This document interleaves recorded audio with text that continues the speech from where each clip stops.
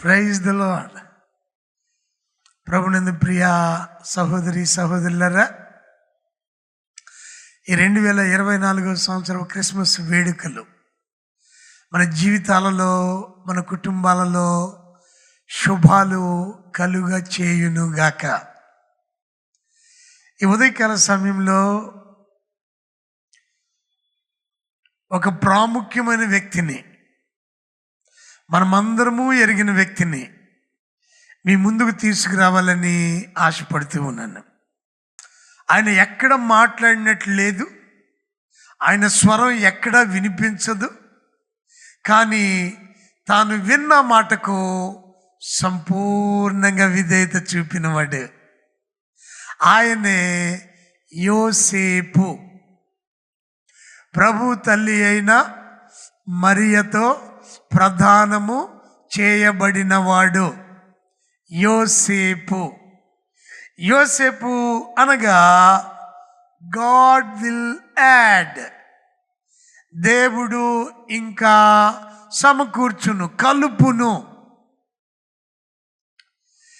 ఇంకా పరిపరి విధాలుగా చూసినప్పుడు అభివృద్ధి, గొప్ప స్థితిని తెలియచేసేదిగా కనిపిస్తూ ఉంటుంది. ఇంత గొప్ప నామధేయం కలిగిన యోసేపు జీవితంలో ఓ క్లిష్టమైన సమస్య వచ్చి పడింది. దైవ గ్రంథంలో మనం చూస్తూ ఉన్నాం. మత్తయి శుభవార్త 1వ అధ్యాయము 1-2 వచనాలు చదివినప్పుడు 18-19 వచనాలు. మత్తయి శుభవార్త 1వ అధ్యాయము 18-19 వచనాలు చదివినప్పుడు, యేసుక్రీస్తు జనన విధమిట్లనగా ఆయన తల్లి అయిన మరియా యోసేపునకు ప్రదానము చేయబడిన తరువాత వారేకము కాక మునుపు ఆమె పరిశుద్ధాత్మ వలన గర్భవతిగా ఉండెను. 19వ వచనం, ఆమె భర్త అయిన యోసేపు నీతిమంతుడై ఉండి ఆమెను అవమానపరచనొల్లక రహస్యముగా ఆమెను విడనాడ ఉద్దేశించెను. యోసేపుని గూర్చి మనకివ్వబడిన పరిచయ వాక్కులవి. ప్రియా దేవుని బిడ్డలారా, ఇక్కడ యోసేపుని గురించి మొట్టమొదట చెప్పబడే ఒక గంభీరమైన మాట ఏమిటి అనంటే, ఆమె భర్త అయిన యోసేపు నీతిమంతుడై ఉండి, హి వాజ్ రైచియస్, నీతిమంతుడు. యోసేపు భక్తిపరుడై ఉన్నాడు. ప్రియులారా, ఈ ఉదయకాలంలో గమనించుదాం. ఎవరైతే దేవుని మాట వింటారో, ఎవరైతే దేవుని మాటకు లోబడతారో, ఎవరైతే దేవుని మాటకు విధేయులై జీవిస్తారో వారు నీతిమంతులుగా తీర్చబడతారు. హల్లెలూయా. యోసేపు జీవితాన్ని మనం చూస్తే చరిత్రలో ఆయన స్థానం ఏమిటండి? చాలా విచిత్రంగా చెప్పబడుతూ ఉంది. ప్రభువైన యేసుక్రీస్తు వారి పుట్టుకలో భాగముగా ప్రభు తల్లి అయిన మరియకు ప్రదానము చేయబడినవాడు. ఇది మొదటి విషయం. రెండవదిగా చూసినట్లయితే, యోసేపు చాలా విచిత్రమైన రీతిలో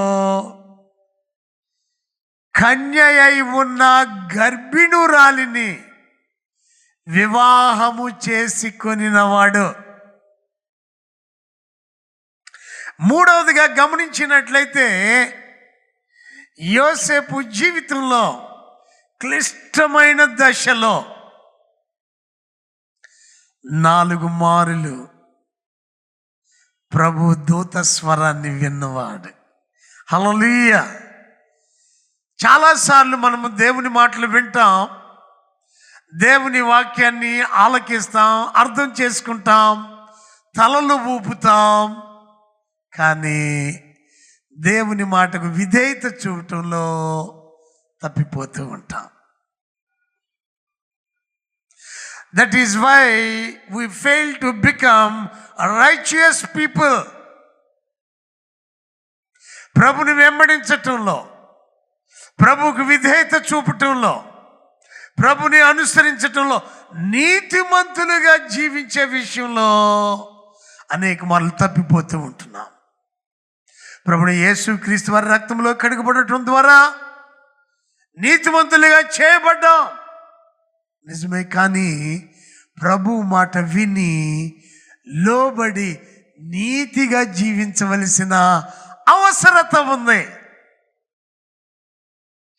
యోసేపు జీవితంలో మనం చూసినప్పుడు మొట్టమొదటిగా మత్తయి శుభవార్త 1వ అధ్యాయము 20వ వచనంలో ప్రభు దూత ఈ రీతిగా యోసేపుతో మాట్లాడుతూ ఉన్నాడు.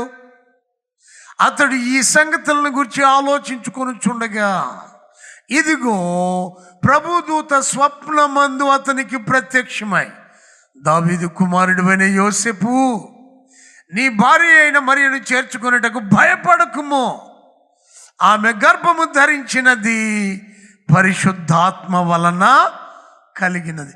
ఈ మాట ఎప్పుడైతే విన్నాడో దేవుని వాక్యం సెలవిస్తూ ఉంది.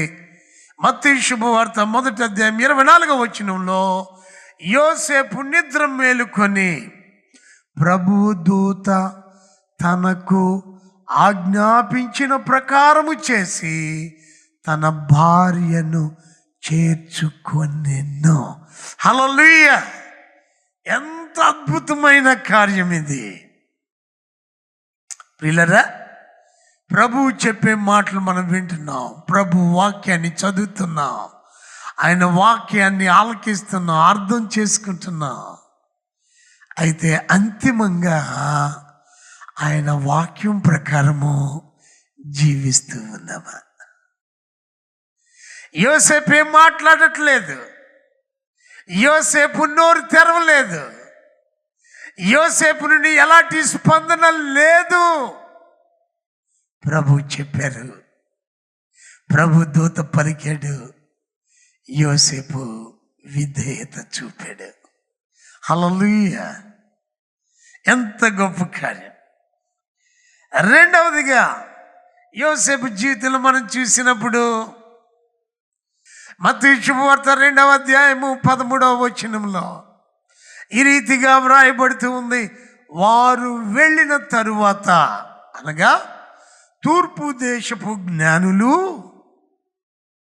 ప్రభు అయిన యేసునాథుని దర్శించిన పిదప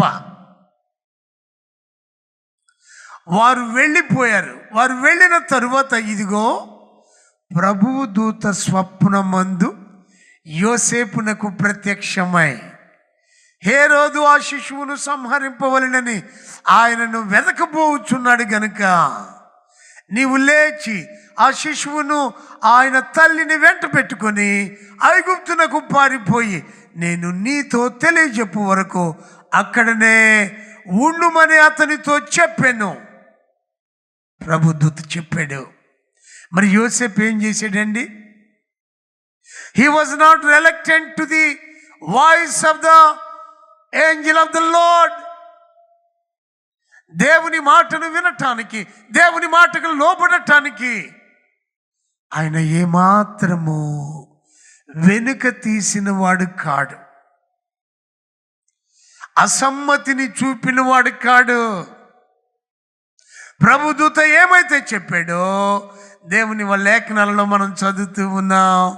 14వ వచనంలో, అప్పుడు అతడు లేచి రాత్రి వేళ శిశువును తల్లిని తోడుకొని ఐగుప్తునకు వెళ్ళెను. హల్లెలూయా! ఆయన నోట వేరే మాట రాలేదు. Joseph is not an outspoken man. He was just and obedient.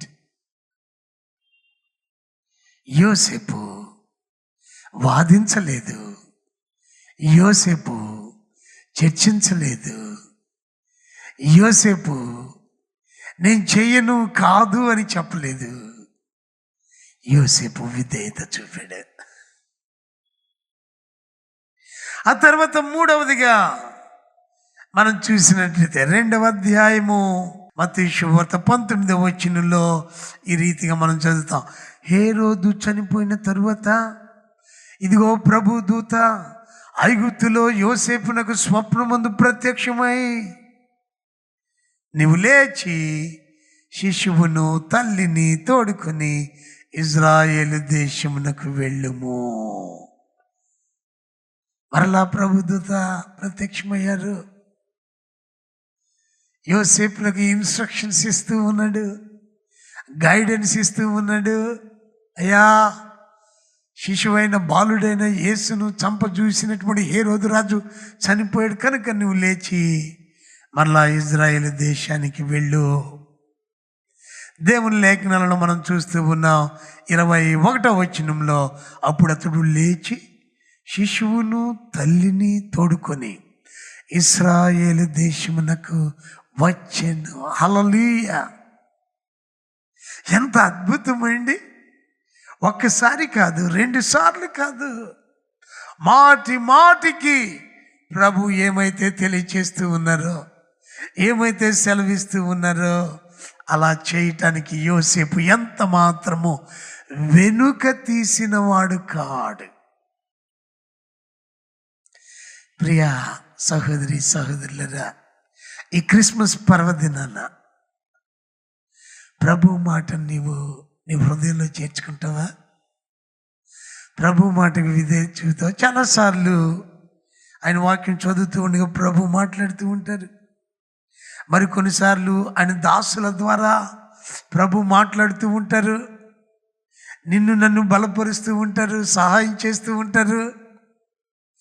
ఎన్నో మేళ్లను ఆయన జరిగించటానికి, మన కన్నులకు అదృశ్యమైన కార్యాలు చేయటానికి ఆయన ముందుగా తన స్వరాన్ని, తన ఉద్దేశాలను నీతో పంచుకుంటూ ఉన్నాడు.